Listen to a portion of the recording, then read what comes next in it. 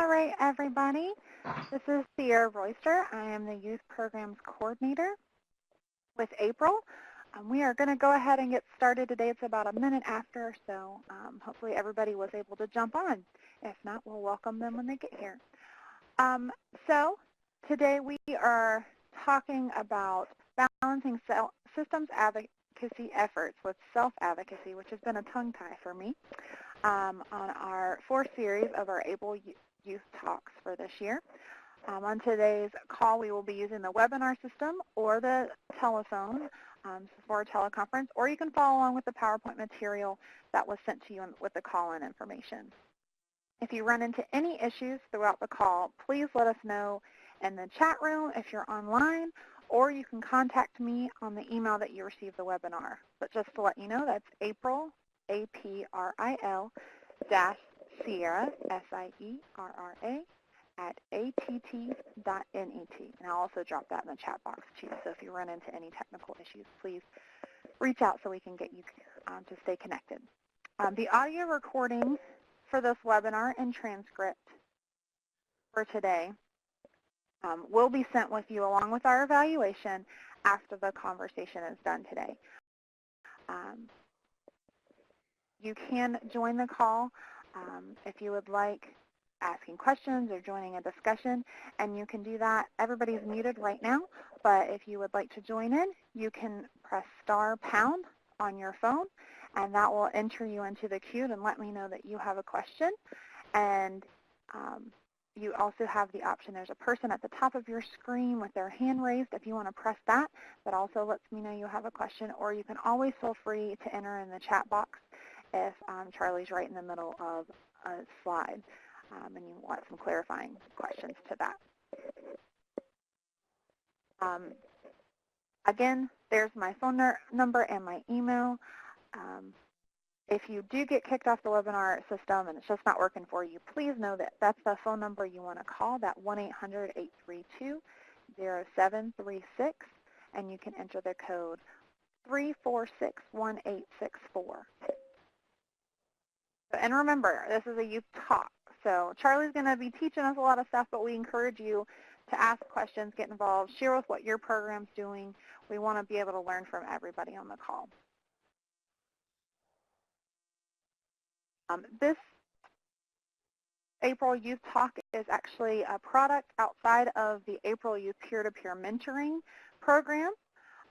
The April Youth Peer-to-Peer Mentoring Program is funded from the Independent Living and Research Utilization, ILRU. The Youth Peer-to-Peer Program allows an organization such as a SIL or a SILK to have a youth peer mentor come to their organization to conduct a 2-day in-person training on a specific topic that they would like to learn from. This is an opportunity for the organization to learn, plan, create ideas and goals for a new or existing program that they may want to expand. So this can be training in a certain topic, such as today's topic, or general overview of youth programming. The organization will then have support from that mentor for up to a year after on that topic. They will also receive materials and activities and experience practices and more in varying topics as it concerns youth. The current mentees also receive these topical trainings for free during their mentoring year. If you would like to learn more about this program or upcoming topics, please contact me. Some of the topics that are covered through the peer-to-peer program are on the screen right now. So this is just a small idea of what we cover. Really, we individualize everybody's mentoring to what they need. And Charlie is one of our youth peer-to-peer mentors. So he is going to share a little bit more with you today about transition programs in general and balancing systems advocacy efforts with self-advocacy. Charlie is the Director of Transition Programs at Able, South Carolina. And Charlie, I am going to turn it over to you now. Thanks for joining us. Awesome. Thank you, Sierra, and thanks to everyone else for being here. Good morning to folks on the West Coast, and good afternoon to everyone else. It's a pleasure to be here with y'all today. I'm going to, just for the sake of accessibility, I know everyone's probably using whatever means is best for them and accessing this material, but for those that are following along with the PowerPoint itself, I'm going to just give a cue as I transition from slide to slide so that y'all know what I'm doing. But for those that are on Adobe Connect right now and following along with the screen share of that PowerPoint, you won't need to do a thing. Okay, so on to the next slide. I'm going to jump into a real quick overview of today's agenda. As I do so, if you want to throw something into the chat, if you weren't totally sure what to expect from this, there's some things that are hot on your mind that you want to get out of today's youth talk. If you wouldn't mind just throwing in a couple of words in that chat box, that would be great. Another small housekeeping about the chat box. If you want to throw your questions in there as we go, I'm going to do the best job I can to be responsive to those as we go. I know some questions might not be as relevant if we wait a good while to get to them. But if they're just some overarching questions or they're questions that you feel would be fine for the end, we'll save a good bit of time towards the end. But please ask questions. This is, like Sierra said, this is really intended to be a dialogue rather than just a lecture. So we're going to jump into a real kind of down and dirty overview of some of the big pieces at hand. What are we talking about when we talk about balancing systems advocacy efforts with self-advocacy skill development for young adults with disabilities? Just kind of the major pieces at play there. From there, we're going to go into assessing our own approach to youth-related advocacy issues and a behind-the-scenes overview of youth program components at Able, South Carolina. I'm not getting into specific programs here. I'm not getting real detailed in the assessment, but what I wanted to do was provide an overview of some of that self-assessment that we've done internally as it relates to all of these or this type of conversation, just to kind of give y'all a lens if you're not having these conversations at your center, or if these aren't things that you've really taken a deep dive into considering, maybe just that'll be something helpful for y'all to move forward with that.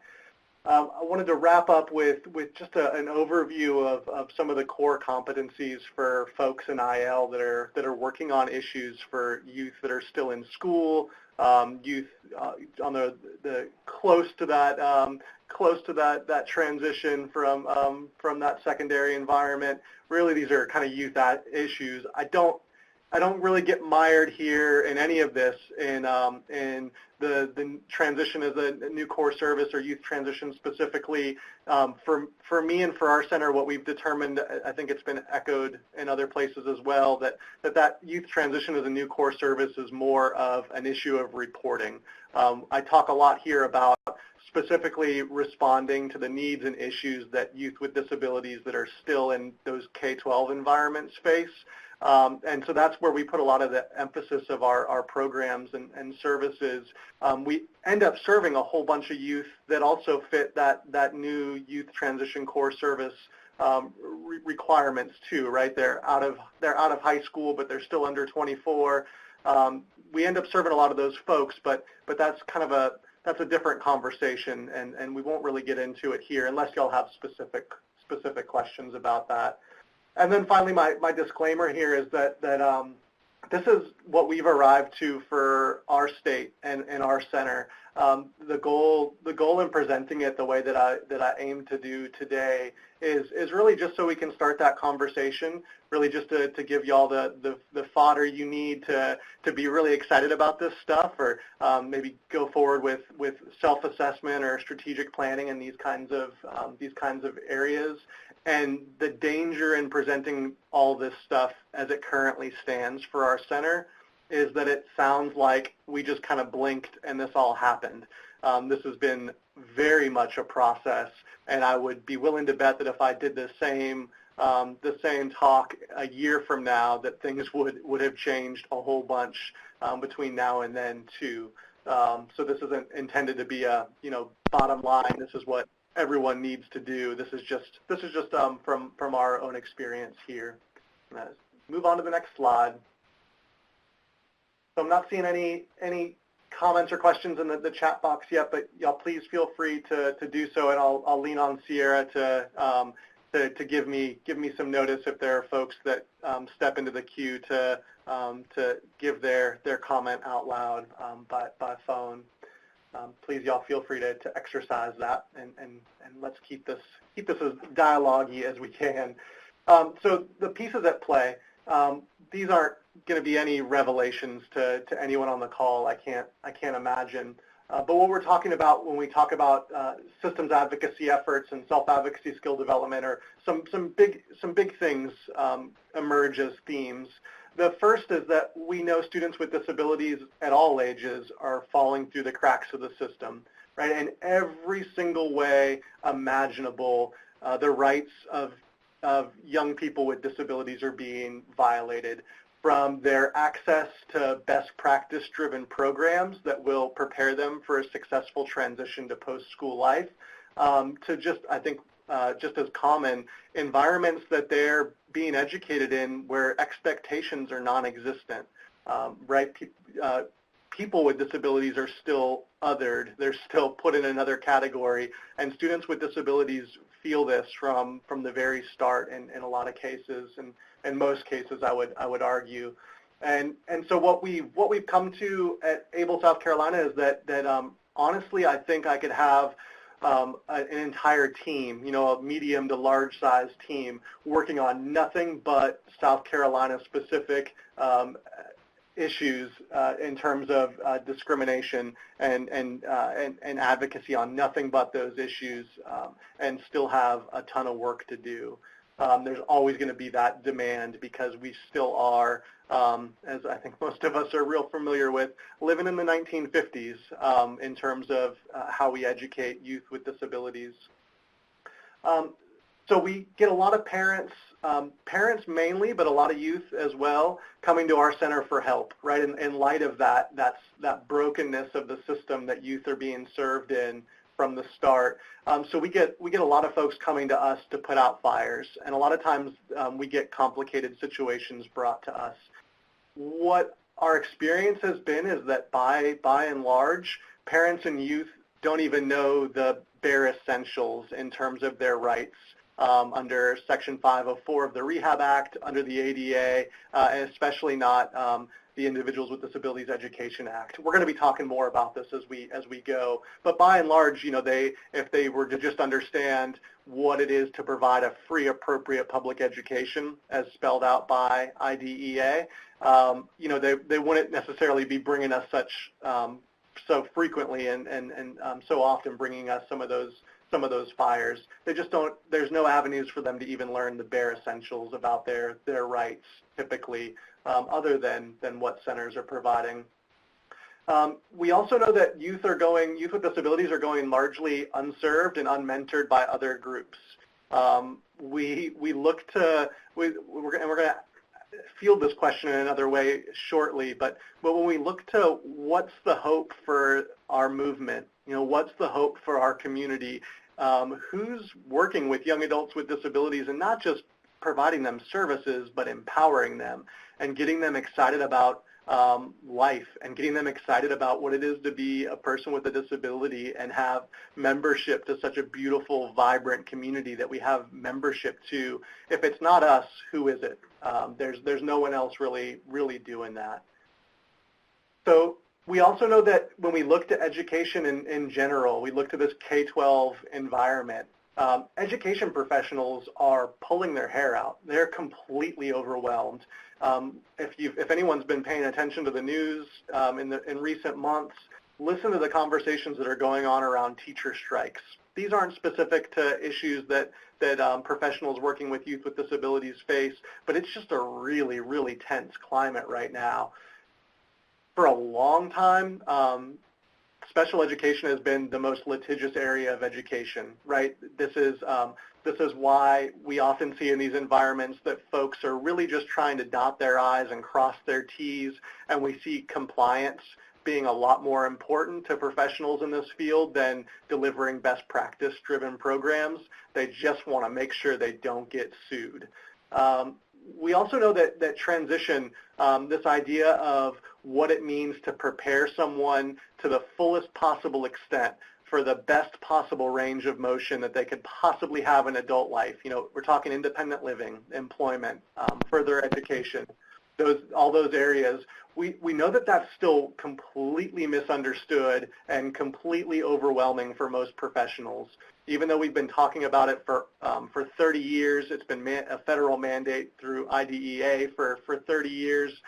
People still just don't know what transition means or what they're supposed to do. For example, if you look to the rate with which students are having access in high school to paid jobs in their communities, it's a really scary thing in a lot of states. It really is in South Carolina. The Social Security Administration, for instance, reported that for youth under 18 that were beneficiaries, less than 4% reported earned income. Right, so we know by and large that paid employment experiences aren't happening for youth with disabilities while they're in school, but we also know, and we've known for a long time, that that's the single best predictor of post-school success in employment. It's the number one thing that everyone should have access to while they're in school to ensure that they're going to be employed after school. And it's also one of the things that we're just not doing. And I could probably go on and on for a long time about that, but I'm not going to. We're going to move on to the next slide.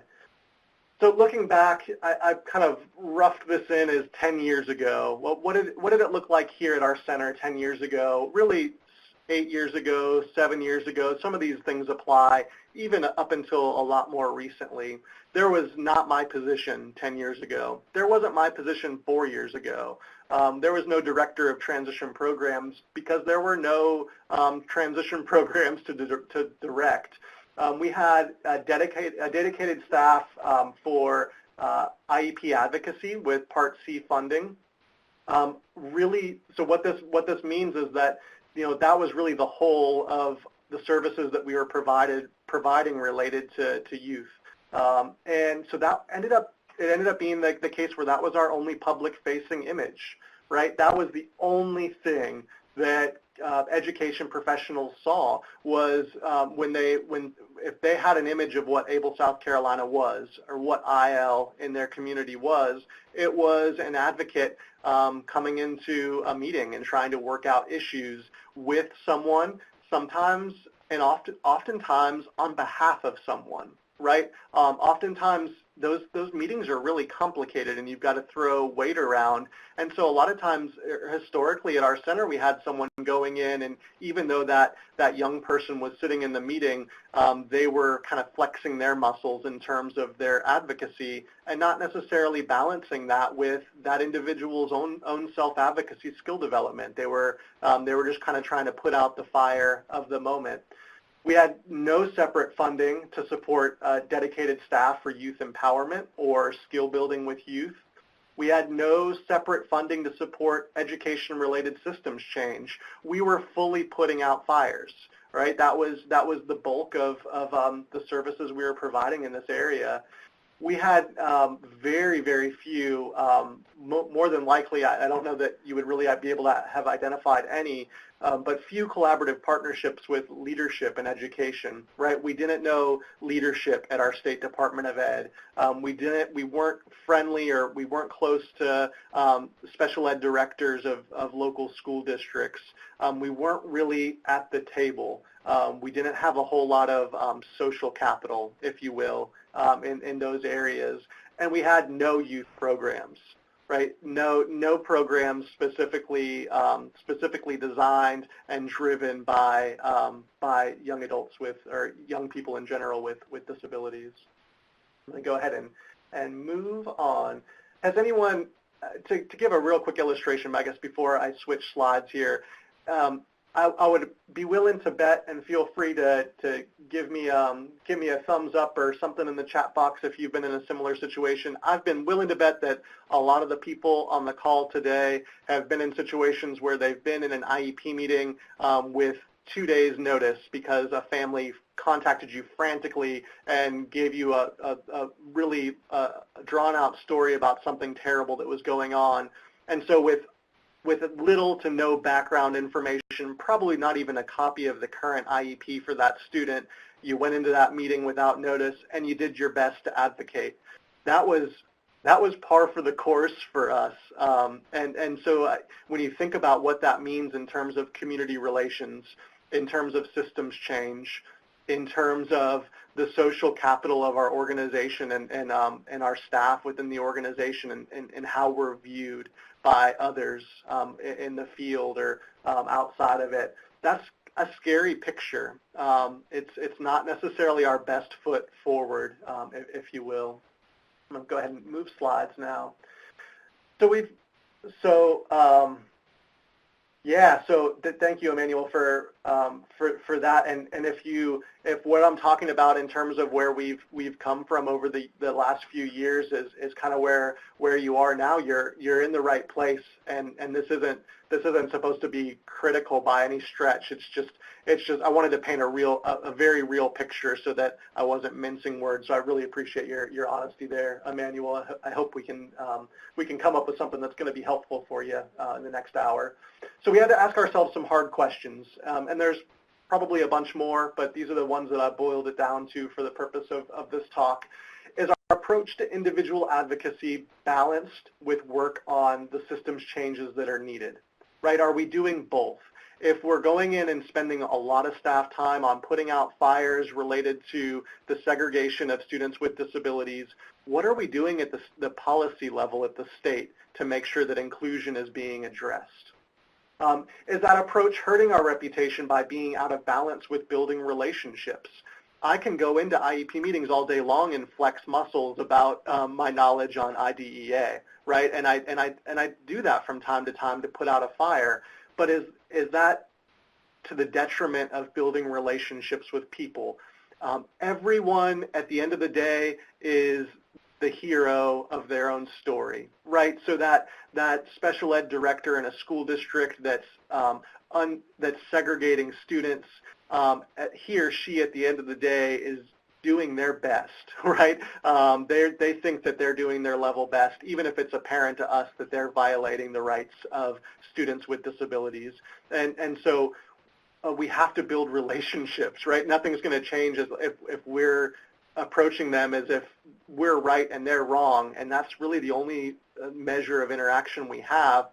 Those relationships are never going to get built, and those real changes, those systemic changes probably won't happen. Are we making the greatest possible impact, right? If I look to those resources, again, if we're putting out fires, right, are we fully utilizing our federal funds and doing justice to the mandates that we've been given, or the philosophy that we all hold so dear in our movement? What's our relationship to state and local educators? Are we trusted? Are we seen as experts? Do we know the ins and outs of their system? And a lot of times I feel like it's because our cause is just, and I think we see the far-reaching implications of some of the arguments we bring. We see disability rights on the whole. A lot of times I don't know that we always do due diligence to bring those arguments in a way that folks recognize us as experts. We know everything that they know and then some, and that's what we try and we aim for.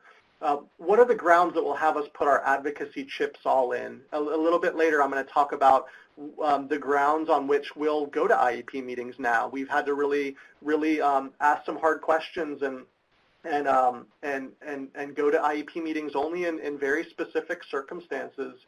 But what are the grounds that will have us put our chips all in, so to speak? When am I going to come out swinging? And there are times where that's absolutely necessary. What is the interplay between us and other agencies with responsibilities in this realm? Do we have clearly delineated roles? Are we duplicating efforts with protection and advocacy?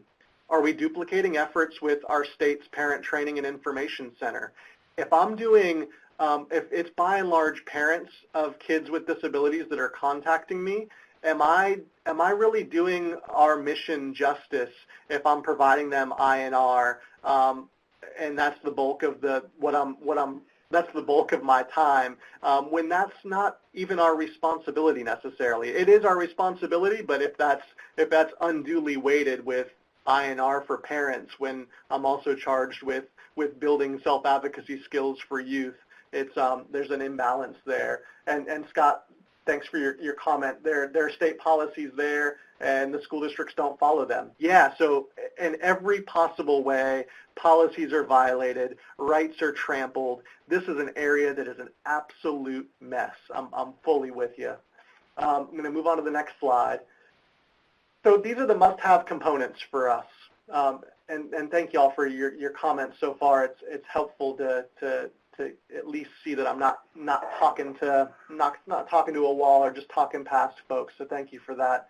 So some of the must-have components for us here at Able South Carolina as we're thinking about balancing our systems advocacy efforts with our self-advocacy skill development efforts, our youth empowerment efforts. We have to have avenues for building relationships with educators. I threw on here our state SPED advisory council is something that we have 2 staffers on. For those of you that don't know, if the Rights Law website, it's a really great advocacy website if you're not familiar with it yet.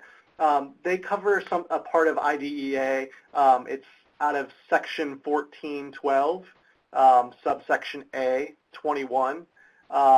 If for those of you that refer back to IDEA, IDEA spells out the Special Ed Advisory Council, or they call it an advisory panel. It has to include people with disabilities. That's part of the component of this advisory council, and they're the ones that oversee and inform special education at the state level for folks. And so that's really important, is that we have a presence there, and that if it's happening in special education, it's coming across our desks and we're influencing it. There's a ton of different things going on, more so every day in terms of statewide efforts in transition. A lot going on with WIOA, statewide unified planning, a lot of statewide transition teams, a lot of planning efforts. So being at the table, way before we had funding to be at the table, way before it was comfortable in terms of allocation of resources to be at the table, we started to show up to the table. And that's really important and continues to be. Outreach on SIL services and supports to teachers. So even without youth programs, making sure that local education folks know what our center provides. They know what we do. They know what our core services are and how to access them. And they see that in terms of taking work off of their tables, right? They see that in terms of us being collaborative. Hey, you don't have time to teach everything in independent living that you need to teach. Let us help. And framing it that way is really important. And just constantly finding those inroads to schools. I hear so often that, I can't break into the school district here, they're not collaborative. Schools are terrible at collaborating with other agencies. We're not just a red-headed stepchild. They're just typically not real good at it. And so we have to find, we have to treat what we're doing as a product we're attempting to sell and deliver. We need to sell them on IL, and we need to do it in a way that makes it real clear how we're contributing to their own bottom line. So non-youth specific programming is really important. I touched on it a second ago, but youth transition is not really a new core service so much. It's really more of a new reporting requirement. We don't all need to go out and secure funding for youth specific programs. We can really take a look at our existing programs and assess how youth friendly they are, how well known they are to the professionals that are serving youth, and how well our frontline staff are educated about ways in which those existing programs and core services align with what youth need. The fact is that our core services by themselves align beautifully to what we already know are really critical areas for what youth need in that transition to post-school life. Move on to the next slide. So youth-specific programs. This is one that there's a lot that's been done over the years through ILNet. April's done a ton of really great stuff.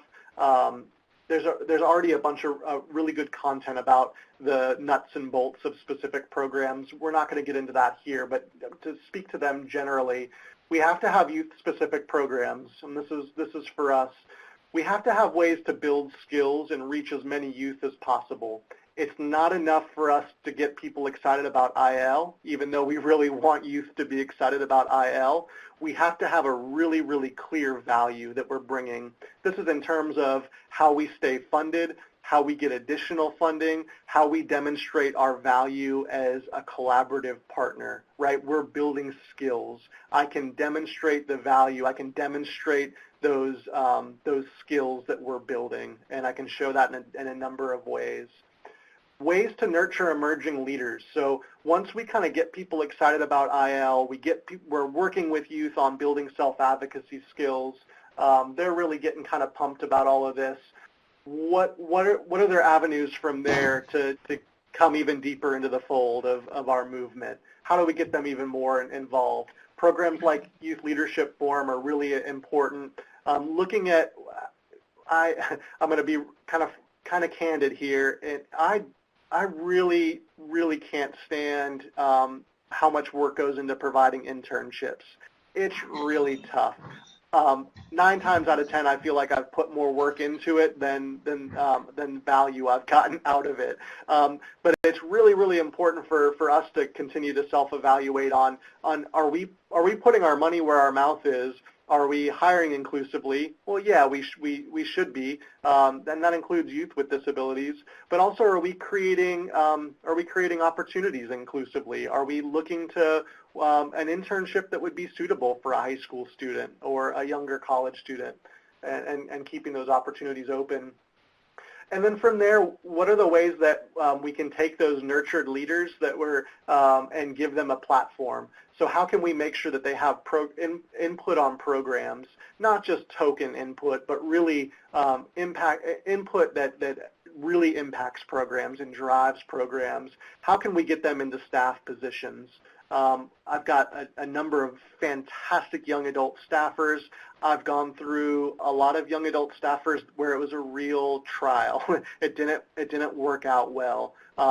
This is important for us to retain, to hire and keep really good young adults with disabilities on our staff as our front line for youth programs. That has not been without pain. And so also all of these things together shape building a lot of new funding opportunities. So pre-ETS and work through our State Department of Ed has been a great resource for pulling in not just funding that keeps youth programs buoyant, but unrestricted funding that's gone on to serve a number of other initiatives at our center as well. I don't want to spend too much time on the issue of money, but the bottom line is that when we talk about youth in transition, from skill building to empowerment, there's a lot of funding out there. There really is, and with our charge as centers to diversify our funding, we're potentially leaving a lot of money on the table and wasting a lot of opportunities if we're not fully exploring how we can meet that charge as it relates to youth. Got Stevie in there in the middle of a YLF with your center, and thank you, Natasha, for pointing out my use of acronyms, DOE, Department of Education. I'll try and do better at explaining or spelling out the acronyms I use. Thanks for keeping me to task there. Are we contributing to systems, right? This is the next thing that we've determined is a must-have component for us.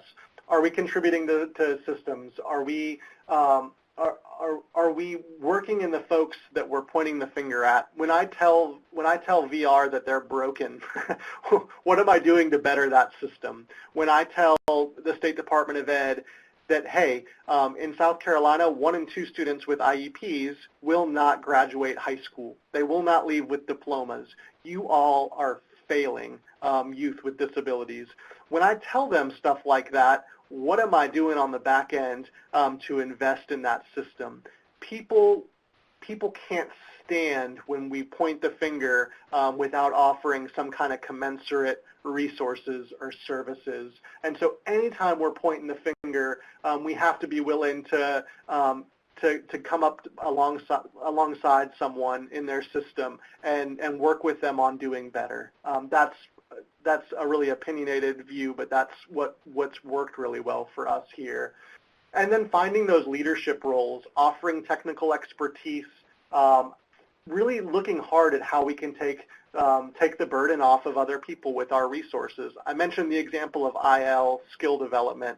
Take that core service, that long-standing core services of working one-on-one with folks on developing independent living skills. If everyone in education knew that that's something we provided, they would be beating our door down, right? This is something that's really hard for teachers to prioritize, especially for students that aren't being served in self-contained classrooms. So, finding where the things that we're doing really speak intimately to a need that exists within these systems, and then packaging it in that way.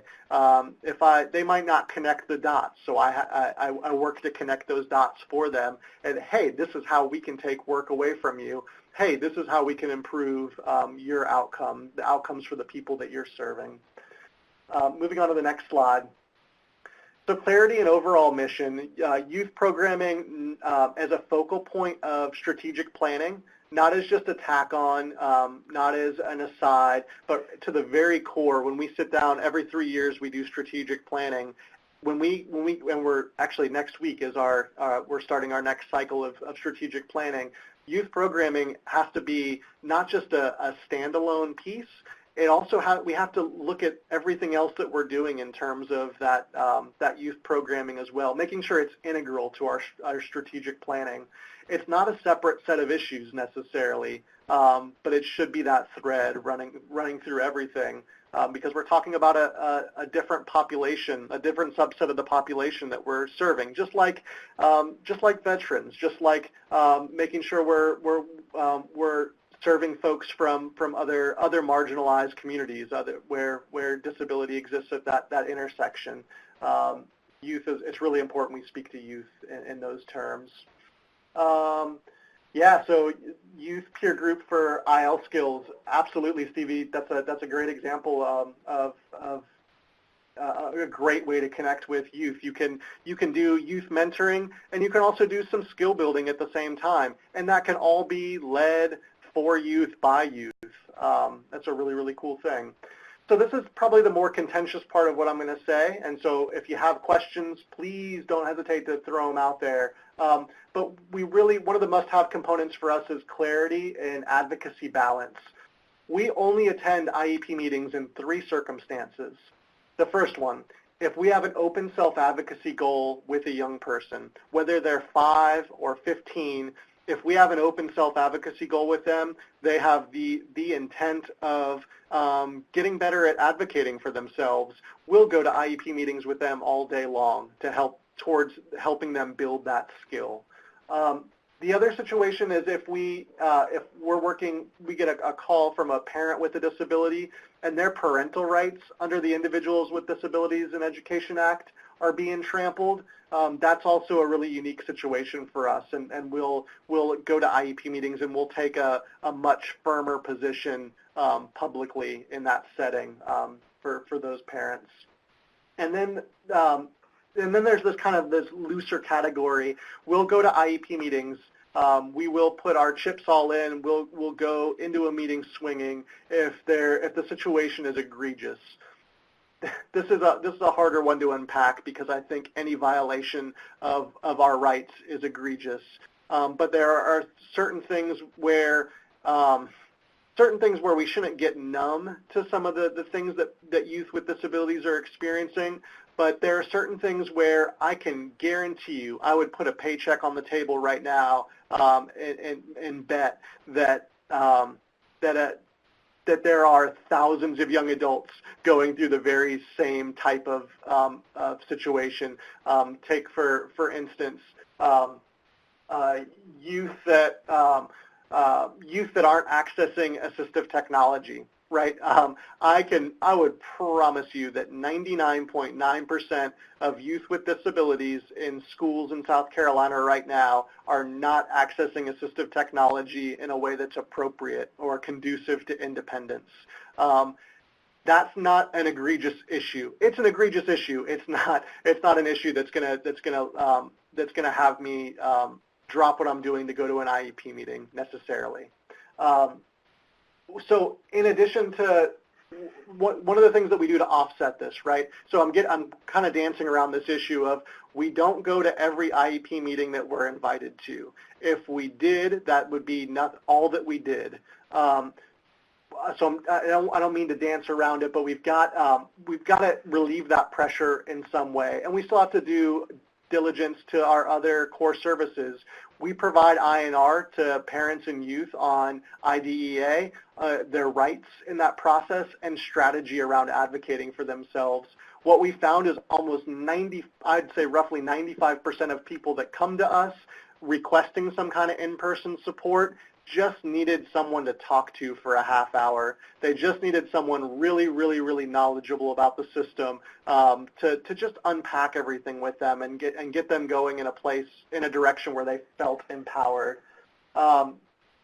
Yeah. So thanks for Sierra for throwing out the reminder. Press *# to enter the queue for a question by phone, or you hit the little hand raise icon at the top of the screen on the Adobe Connect platform. Sierra, I guess we'll take a quick pause to see if we have any questions by phone. Hey, Charlie, so you do have one. Okay. Stevie, do you want to go ahead?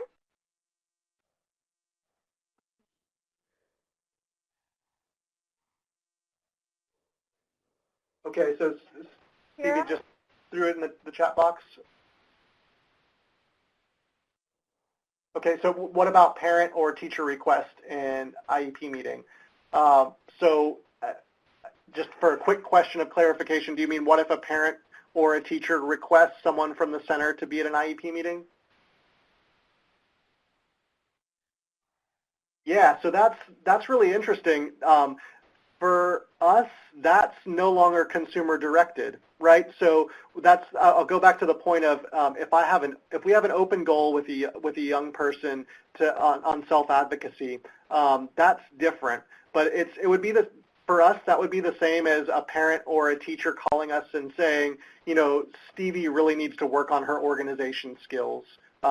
Stevie, I just assumed that was your preferred pronoun. Please forgive me if that's not the case. But Stevie really needs to work on organization, right? And that's no longer consumer controlled in the same way that them asking us to be at an IEP meeting on their behalf is not.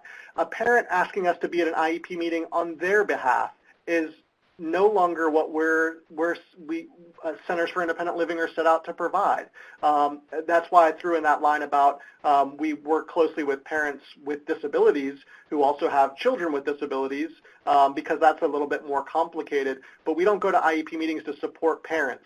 That's where a lot of the tension comes in because a lot of times we'll kind of unpack that for parents when they call, hey, we're consumer directed, we operate on the goals of the individual consumer themselves, even if they're 8 years old, this is what this might mean for your son or daughter, and so they'll kind of learn how to game us, and they'll say, oh yeah, well, that's exactly what they want, and so they really want you to be at the IEP meeting, and so we've had to, it's a tough one, but we've really had to draw some lines with folks on the circumstances with which we'll go in to an IEP meeting. So yeah, if we're ever at an IEP meeting, it is only with the student themselves present.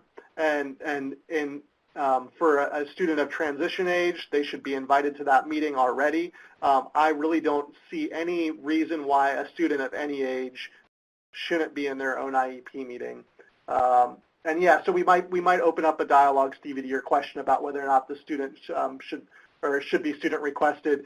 We'll open up a dialogue. If it's a parent that calls us and says, hey, Johnny wants you guys at his IEP meeting, we'll say, hey, can we talk with Johnny about that in whatever way is age appropriate for Johnny, depending on whether he's 5 or 20, right?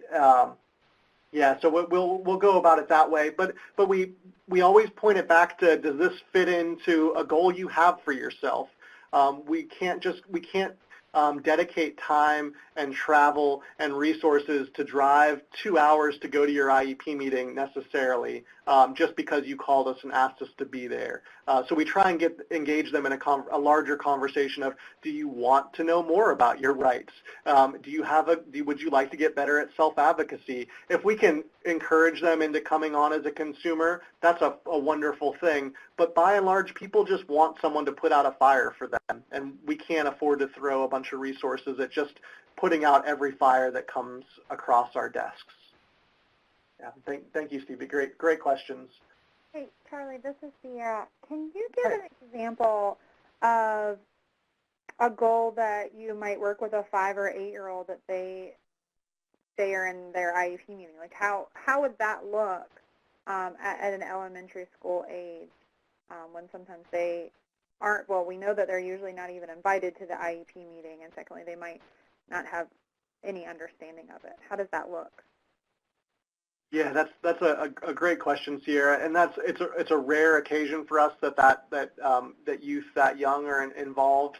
But I had, let's see, recently I had a 5-year-old, and I went through some pretty intensive INR with the mom and the dad, and gave them a bunch of information about his rights as a student with a disability, and talked a lot about strategy for advocating on his behalf in the IEP process, and they were still just kind of a wreck, and there was a lot of stuff going on in the school. And so what I asked is, hey, can we meet together?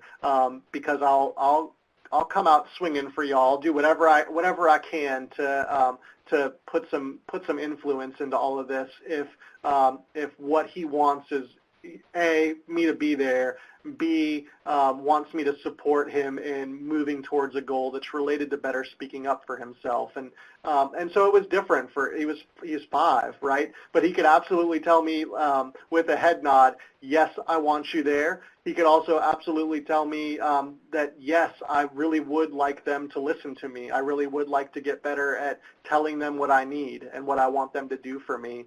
And so we planned behind the scenes about that became his goal as a consumer, and we planned behind the scenes in an age-appropriate way for what he was gonna be invited to his IEP meeting. That was another criteria. I would go, but he'd have to be there too, because I'm not going there to do that for him. Even though he's 5, like that was, I treated him the same way as a 15-year-old.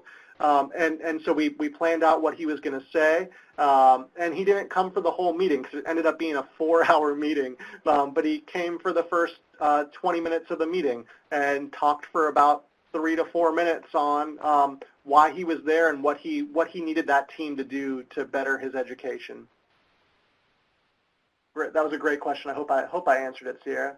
Perfect, thanks. I think that just gives a little bit more concrete understanding of that situation and how it can look so different, especially at that young age. Thank you. Yeah. So that I guess all that to say that there's a lot of the pressure on our time and resources. There are rights violations coming that come across our desks. A lot of the needs come from parents that don't know their rights. And I tell parents all the time, like if they understood a fraction of what their rights were in the IEP process, they would know that they really didn't need an advocate, right? They would, at least they would know a dozen different things that they can do to throw some weight around before they got a third party involved. At the end of the day, like, yeah, I've got relationships with folks around the state, but at the end of the day, I'm just kind of another cheap suit in a meeting. If individuals and parents were to really understand their rights in the process, they would know that they don't need another cheap suit in a meeting. They've got a whole bunch of things that they can leverage before that's really a necessity. Okay, so yeah, I think we covered that decently well. Please feel free to ask questions if that's still hazy for y'all.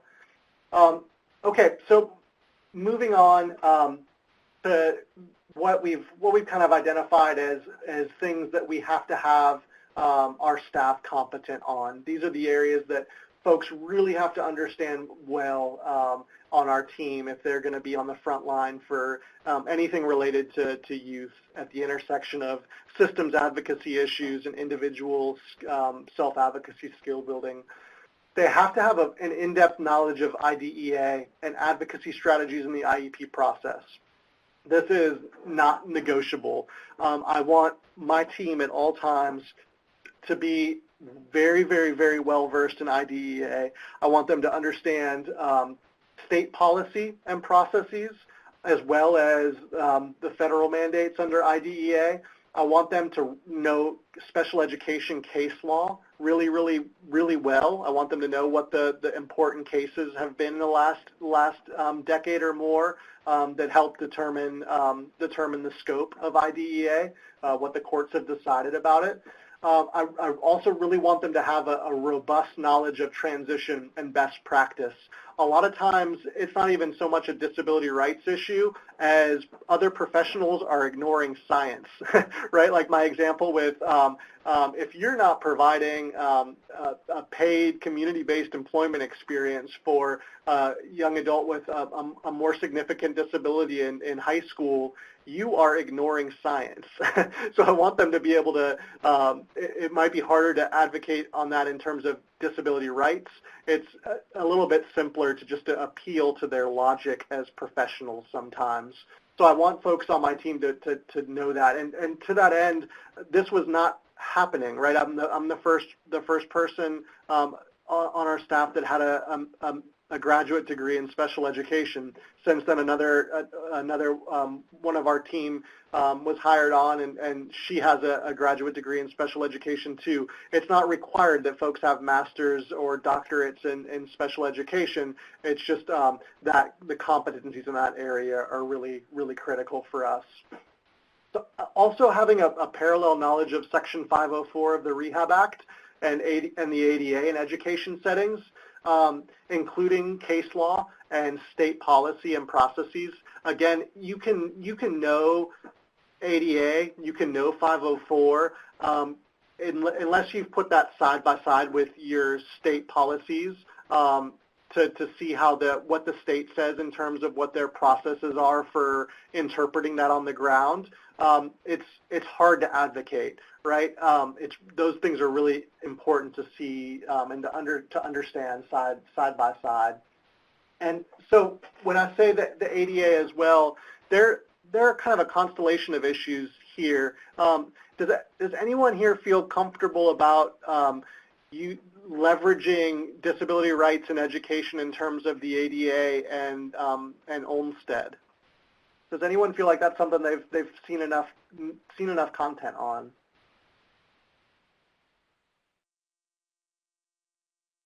Don't see anyone throwing in anything into the chat box. Got Scott typing something in maybe.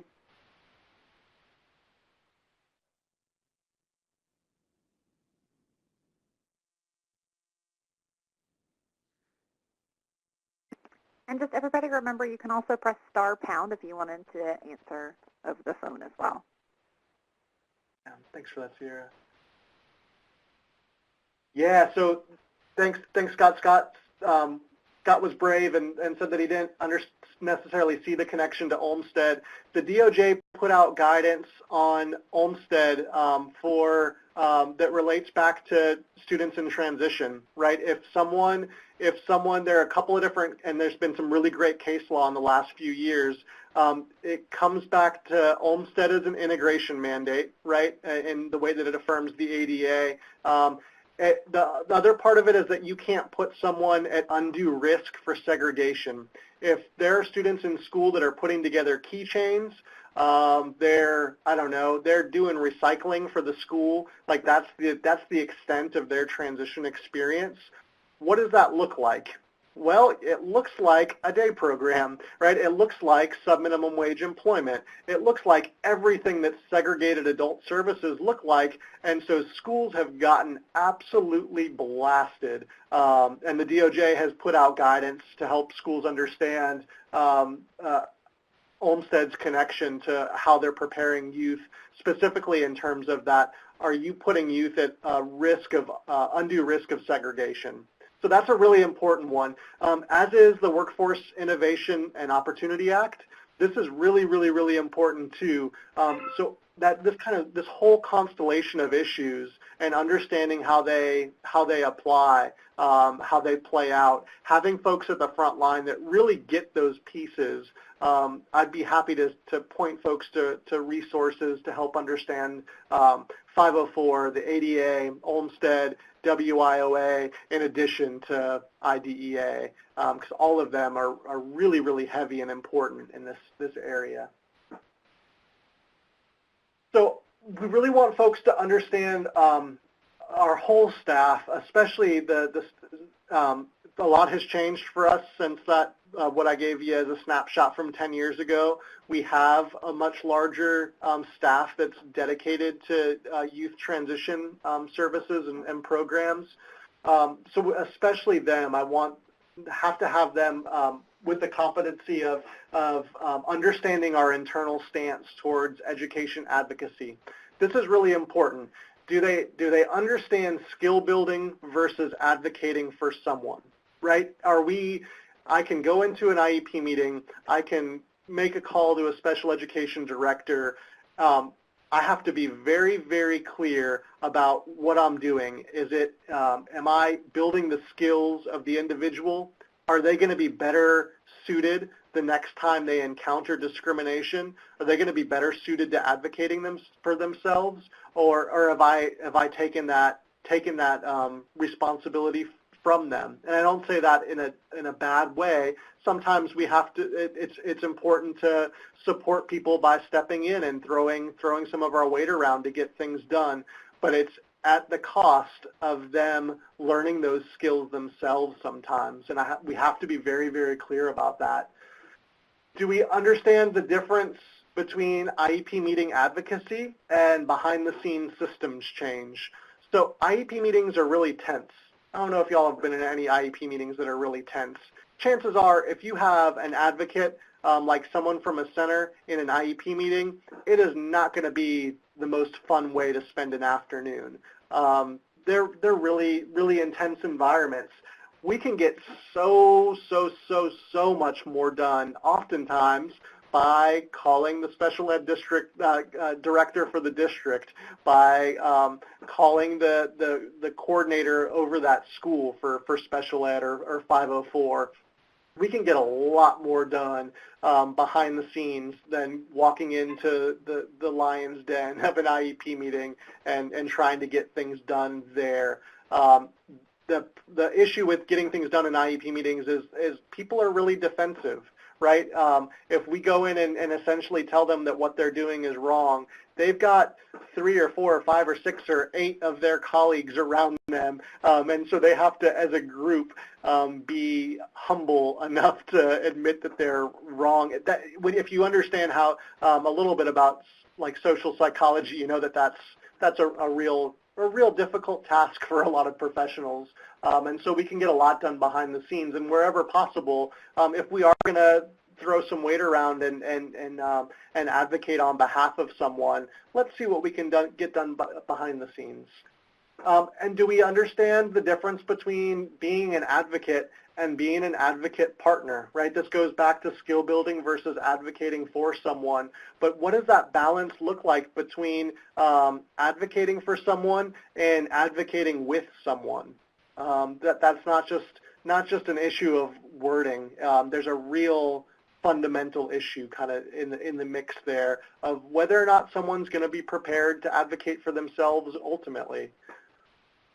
And that wraps up all the content that I had. I did kind of expect there to be a few more questions, so what that leaves us with is a nice solid chunk of time to discuss some of this stuff, yeah, just chat through some of the things that come to mind for y'all, or anything that I might be able to help with in the next half hour. Yeah, and also remember, everybody, this is a time for, if you are going through, a situation at your center or trying to build a program, ask some of those questions. As Charlie started off with 10 years ago, that program wasn't there, and they probably learned a lot through the process. So there's probably a lot of people on the phone or on the computer right now that can add to the conversation as well, and we can kind of work together in some peer mentoring time right now. So again, if you have a question, you can press *# on your phone, and that will enter you into the queue. And you can also press the person at the top of your screen with their hand raised, or you can also drop a question in the chat box. So lots of ways to get involved. I don't see anything coming in right now. I did have some clarification stuff for you, Charlie. Where can one find a couple of things? The state policy and processes that you mentioned, and then the case law that you reviewed. Where could one find that? Is that something that you would suggest people reviewing at a federal level, or reviewing at a state level, or both, I guess? And then, sorry, it's a three-parter. Also, where can they find the resources for the Olmstead and ADA, that DOJ guidance that you have mentioned? Yeah, absolutely. So I guess the first two parts, what's really important is to get your state's policy and procedure on IDEA and 504. Some states leave 504 up to the individual districts. Some states issue guidance or have policy on 504 at the state level. Some do both. Almost exclusively states issue guidance just because of how high the stakes are with special education in particular. They issue policy and procedure at the state level about how that state will fulfill the mandates of IDEA, and that is almost always publicly available on the State Department of Education's website in your given state. It may be there's typically like an ombudsman for special education. If you don't know the folks at the state office real well, reach out and just ask for that policy and procedure, and that should be made available to you if it's not already on the website. Also, so the issue of Olmstead and that DOJ guidance and some of that case law that slammed school districts. This is, I guess, the other piece of this conversation is that one of the scariest things in disability rights for me right now is how fuzzy outcomes are. One of the reasons this stuff is complicated is because there's no other point in the intersection of person with a disability's rights. There's no other more integral or heavy time than when they're young adults, right? All these policies that and laws that affect them all kind of come to a head. They affect us most intimately as we're aging through school, and so one of the scariest things is that this is also the time when the most funding is being thrown at our community, right? The most public funds are being thrown at us when we're kids and adolescents, and so the really, really scary thing here is that we have almost no transparency in what that looks like. What in your given state right now? What do employment outcomes look like for young adults with disabilities? When they're 1 year out of special education, what are their employment prospects look like? How are they doing with IL? How are they doing with matriculating in higher education and getting diplomas? This stuff is really, really fuzzy and scary, and a lot of this stuff, a lot of these issues of case law around Olmstead and undue segregation of youth leaving high school, it's kind of grown in the darkness of that data not really being available, and outcomes kind of being kept a secret and not really looked at. So you can find that Olmstead guidance from DOJ real easily on their website. The National Collaboration on Workforce and Disability just did, I'll say that one more time, the National Collaboration on Workforce and Disability, they just did a webinar that was fantastic with a disability rights attorney named Eve Hill, and that webinar is available for download. The PowerPoint's available for download too if you go to National Collaborative for Workforce and Disability, their website. That really does a good job of reviewing the case law. Case law in general is usually through journal articles, which aren't real accessible. So if you use something like Google Scholar, Google Scholar is really helpful. So plug in IDEA case law into Google Scholar, and you'll start coming up with journal articles that review IDEA case law. Same with 504 and the like. Great questions. I hope I got to those. Great. And then Stevie, I saw that you had your hand raised. You can go ahead.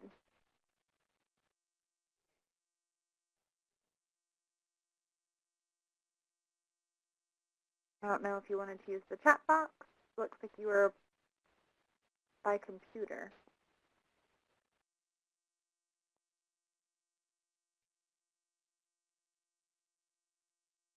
All right, and while we're waiting for Stevie to join, remember you can press *# on your phone. Now we'll enter into the queue so you can ask a question. Oh, Stevie's good now. Or press the person at the top of the screen with their hand raised.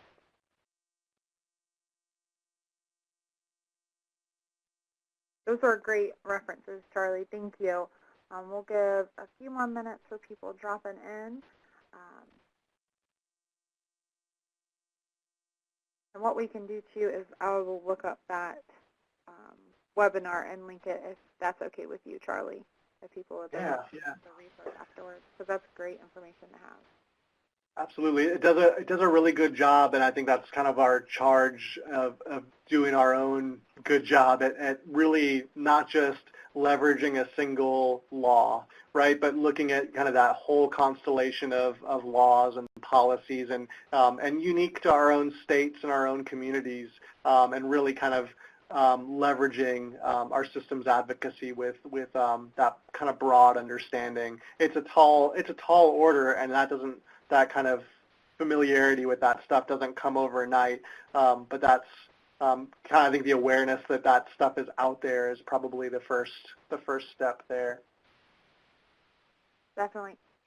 When you were, and this is just a random question as you were just talking, when you were going over those case laws, those state policies, procedures, federal laws, all of those things with the staff, is that an ongoing training or is that part of orientation that you do? How do you get so much information in to the staff? Yeah, so we do, so I guess the vehicle that we communicate most through is we do curriculum development meetings. So we don't just create a curriculum and say, it's great forever and ever. And we meet at least 3 times a year to review all of our curricula. We have a ton of stuff from financial literacy to soft skills and employment to student-led IEP support, and we go top to bottom through all of it and throw out what's working, review progress data on all that stuff. And so we have kind of that mechanism where we're already getting together. We've got that kind of ongoing work that we're doing. So we lift our heads up from the trenches that we're in and come together through that. We have a 15-hour a year professional development requirement on all staff too. So through our annual review process with staff, we ask them to identify the areas that they want to grow in professionally, and supervisors will also suggest areas, right? So if I have a staffer that I know that they don't really understand the Workforce Innovation and Opportunity Act yet, that's going to be kind of a firm suggestion in that annual review process that they might consider shaping a goal around that in terms of the professional development that they seek over that next year. Perfect. I think that's not a simple thing. I made that sound really easy. It's not that easy, and I don't know that the whole team is. I'm glad you pointed that out. I don't know that our whole team could speak to all of that as one person to the next as intimately. And I think it's definitely a moving target. But I laid those pieces out as, those are the things that we're striving towards, and I don't know that we'll ever have a team that is equally fierce on all of those points. I think that continuing development piece is what's probably going to make that the most successful and sustainable as well. That's great. And then I see a question coming in.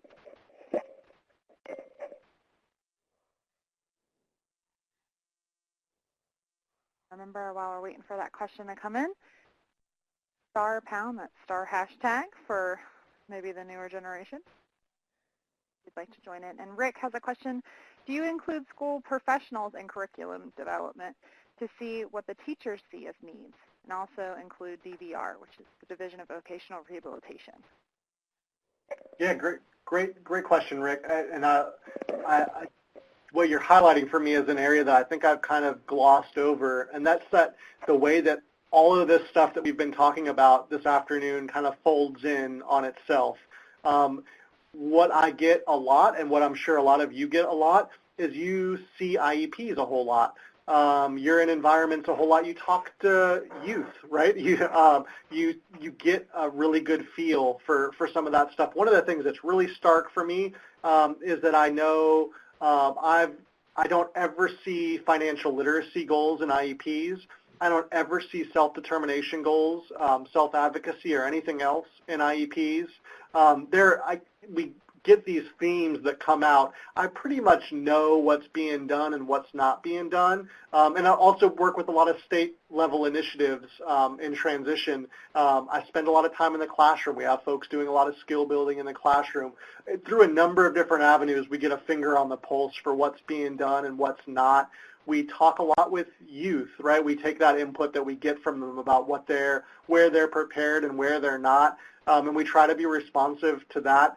So yeah, we don't typically bring in. We always ask once we give school professionals a choice of curricula, and they're the ones that are kind of shaping that decision for what we offer to students in the school. So they've got that kind of input on the front end. We always ask them on the backside what they thought about it, and in a detailed way to give us some detailed feedback. I don't know that we necessarily care as much about VR, to be blunt, because that's not really where our bread is buttered. They're not paying us in South Carolina to do that, so it's really those relationships with schools that are important, and that we're being responsive to their curricular needs. But I know a lot of this stuff, self-advocacy is always going to be a big one. That sits really well within pre-ETS. So knowing what VR is kind of mandated to provide through pre-employment transition services and WIOA, that's probably the clearest thing that I would say about the ways in which we need to be responsive to their needs or their current priorities. Who better to teach self-advocacy than a person with a disability, right? Who better to teach someone with a disability than another person with a disability? This is an IL fundamental, but a lot of the stuff isn't so much the content, it's more so the delivery. Great question, Rick. And then I saw two more questions coming through. I think Emmanuel and Scott both had something coming through.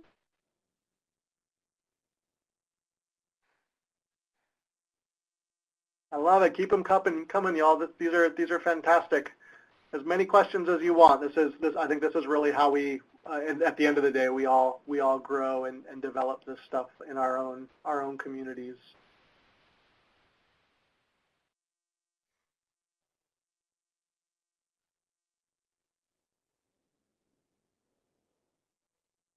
And just a reminder, you can press star pound if you want to join in by phone. You can talk. We will let you.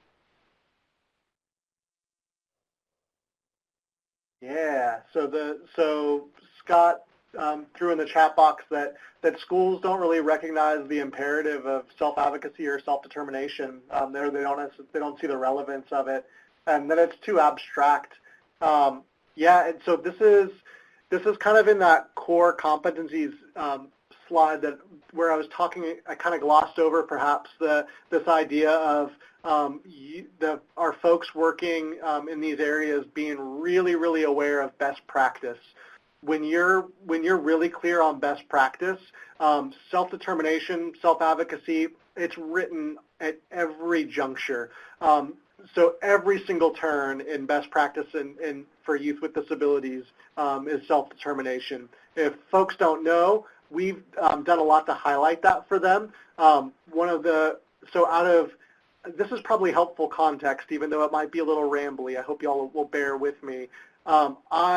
I wanted to be an IL when I left my master's program in special ed. I knew that I wasn't going to be happy in a classroom. There was nothing else that I wanted to do other than completely blow up the Death Star, right, and change things radically. So I knew I wanted to be at a center.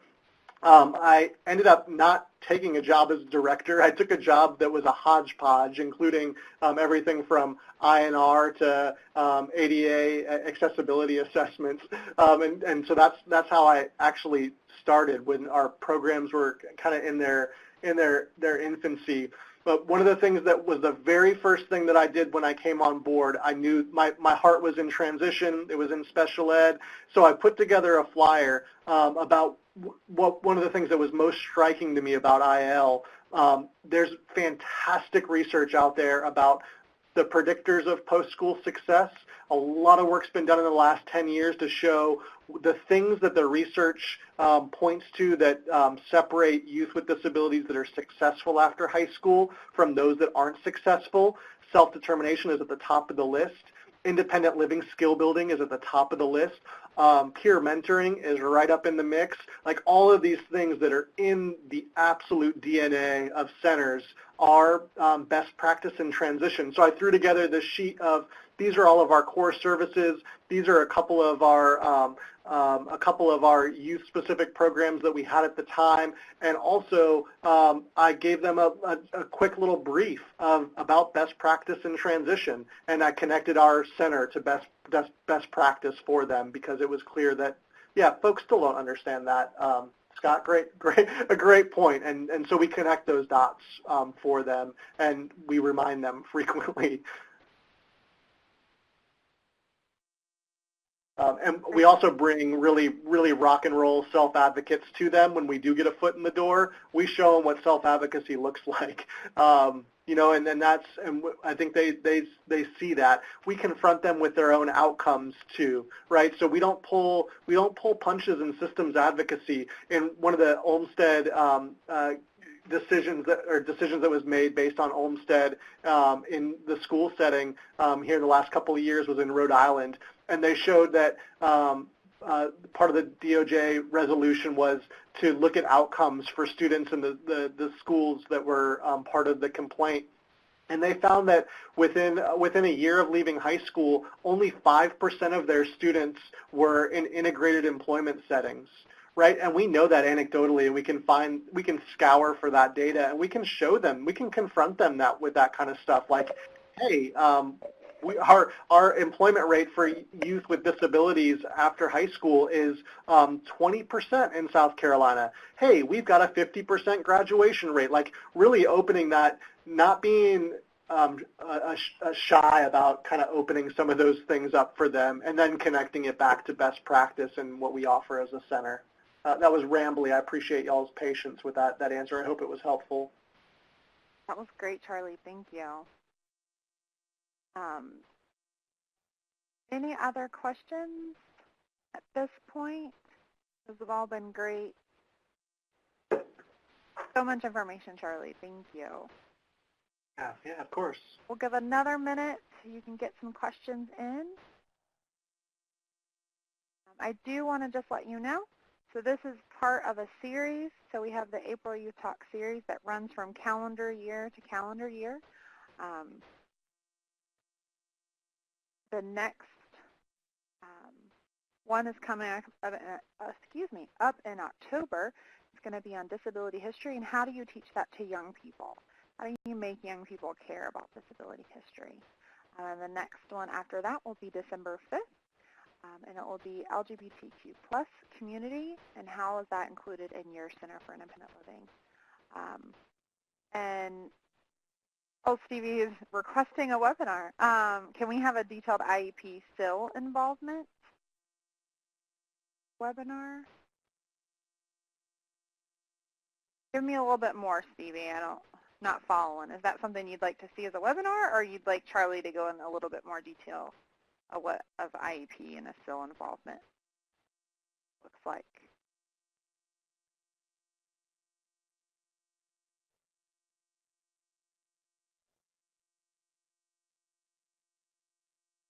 And Charlie, if I'm not mistaken, you said that you typically don't take many IEP meetings when requested, right? You try to do the back end of that. Yeah, unless it fits that criteria, and that's contrasted with I can't remember now if it was Scott possibly that said kind of that's where we were 10 years ago, is that we attended every fight we were invited to, right? That was kind of our par for the course, and so that's contrasted with, now we have criteria that we have to be really clear on. All those things that I mentioned is questions we had to ask ourselves. Are we building relationships? Are we fighting more than we're building, right? All those things that we had to ask ourselves in terms of that led us to those criteria that we have for when it's a just use of our resources to go to IEP meetings. So I think that's internal. I think it has to be a conversation that goes all the way to the top of your center, and it has to be just something that you're real clear about. And it has to be responsive to your own particular resources. If you have a youth staffer, if you have one youth staffer, you're doing better than a lot of centers, right? Like you've got a one staffer that's funded for youth stuff. That's fantastic.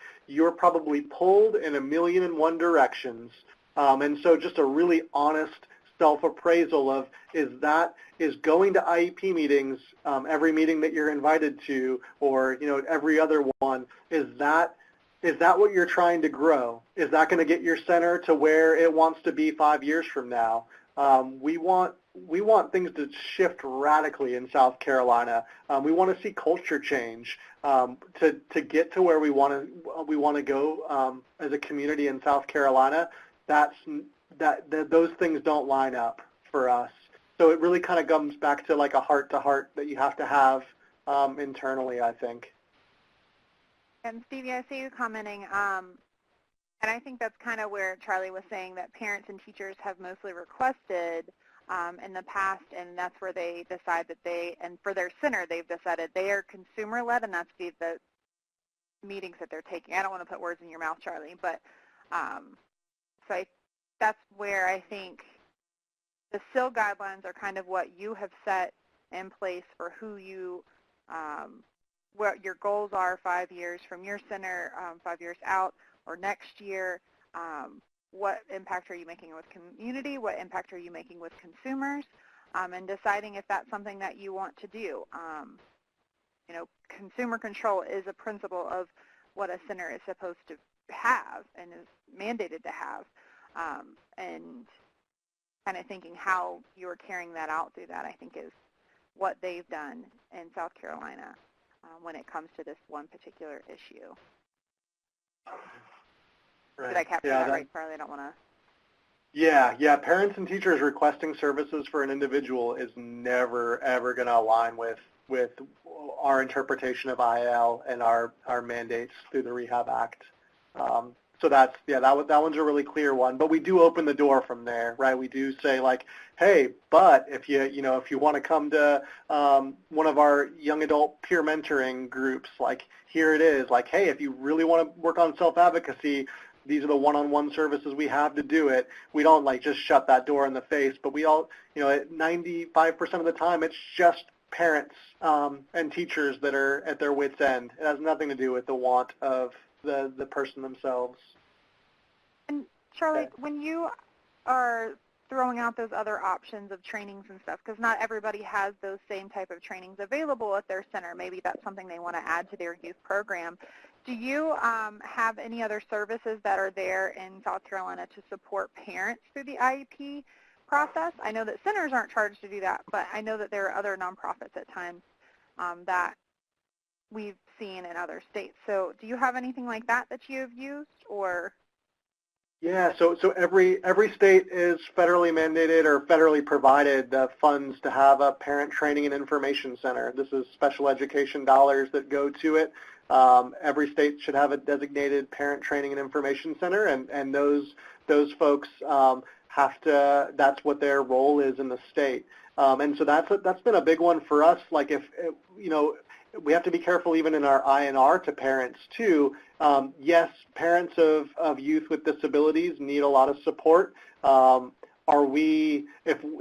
we fill that vacuum, you know, if the parent training and information center isn't doing what they want it to do, if we fill that vacuum, you know, are we taking resources away from our community? This gets kind of contentious potentially, but what we've identified here is that unless they're parents with disabilities themselves, parents of youth with disabilities are not our community. It's not IL for us. It's not what we're charged to do, and so we really have to tiptoe in how we allocate resources to serve them. And so yeah, we point them to the state's Parent Training and Information Center. This is unique state to state. A lot of your centers for disability excellence, a lot of your universities that have disability research type branches, they do parent support type stuff. A lot of great websites, a ton of great websites for helping parents to understand their rights that are out there.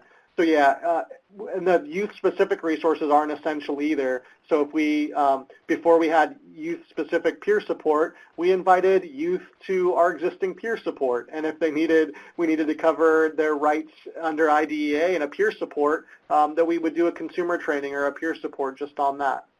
So yeah, you don't have to have youth-specific avenues to point people to as you're talking with them per se. And I think this will be the last comment. Rick said, my experience at an IEP is that the student doesn't do much talking. Most of the talk is from the professionals. You can't really get to know the student there like you can in a one-on-one visit.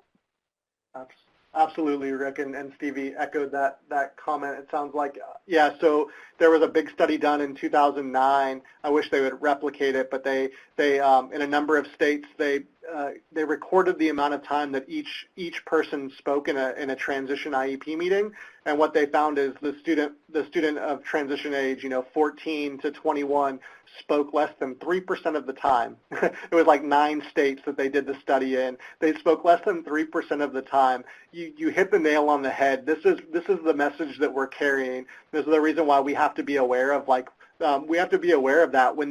When someone tells me they don't think self-determination is important, they don't know how to teach it, I tell them, hey, I know how to teach it, and when was the last time you heard someone advocate for themselves? If they can't speak up in their own IEP meeting, are they going to be able to request accommodation from an employer? Are they going to be able to request accommodation without their parents in higher education? What are you setting them up for? That's a fantastic comment right at the heart of all of this, Rick. Emmanuel's typing. While he's typing that, I just want to make sure that everybody has the evaluation link. So at the end of this call, if you will go and fill that out, it's like, I think it says it takes 1.5 minutes of time, so a minute and a half of time to complete our survey. We want to know how we can keep getting better, and maybe even if there's other specific topics that you would like to see us cover on these series, as we are planning the 2019 year right now. And it looks like, Emmanuel, student-led IEP are something that start to become more familiar, and those are really valuable for everyone, definitely. Yeah, and teachers know that too, right? I think wish I remember who said it. A lot of times they don't know how to teach those skills, self-determination skills. They don't know how to get students involved in the IEP process, and we do, right? Because we create curriculum with the insight and input of people that are creating it that have disabilities. So we take that burden from them, and we created a 6-lesson curriculum on getting students more involved in their own IEP meeting, and that's been a wonderful service and a lot of value to a lot of school districts. They've kind of clamored for more and more of it. It's really taken off. All right. Well, Charlie, I appreciate your sharing your knowledge and your experiences at ABLE. You guys are doing amazing work there, and we really thank everybody for joining the call today and joining into the discussion. This call is going to be, it has been recorded. It will be sent out with all the information. The transcript will also be sent out with this call, so you can go back and access this information along with the PowerPoint. Please remember to fill out that evaluation. Registration is open for the next 2 calls, disability history and teaching it to youth in October, and LGBTQIA+ inclusion into your center for December. So if you're interested in either of those or want to learn more, you can always give me a call or email me at the information on the screen. And also, if you want to register, check out our website as well. Thank you, everybody, for joining, and especially thank you, Charlie, for giving us so much information. Everybody have a great afternoon, and I'll drop the link in the for the evaluation in the chat box, so you can jump right over to that if you'd like.